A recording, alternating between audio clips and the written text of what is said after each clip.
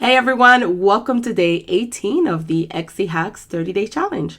In today's video, I'm going to be showing you a hack that will help you with time management when uploading Etsy tags to your products. Now, one thing that I use when I'm doing keyword research is my notes from my computer. And I know a lot of you guys use this as well. And I use it because it's a lot easier sometimes just putting them here while I'm doing research. Now, once you have all of the tags that you're going to use, what you want to do is separate each tag by a comma. Now, if you're doing long tail keywords like I do, this is a long tail keyword right here that I have.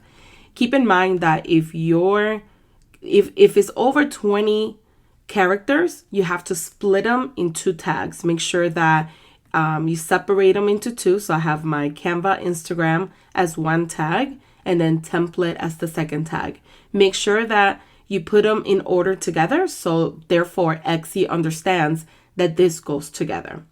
So once you have all of your tags and you have them separated, what you want to do is go ahead and copy all of your tags.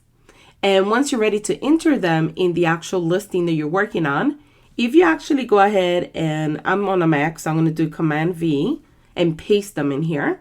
And I do add, they actually all go in there. So you don't have to do them manually one by one. Like you don't have to go in here and type them in. You could just copy and paste and they will all go into the actual tag section. So this is a hack that I have for you that will help you with time management. Let me know if you knew about this hack or if this is something new that you have never heard of before.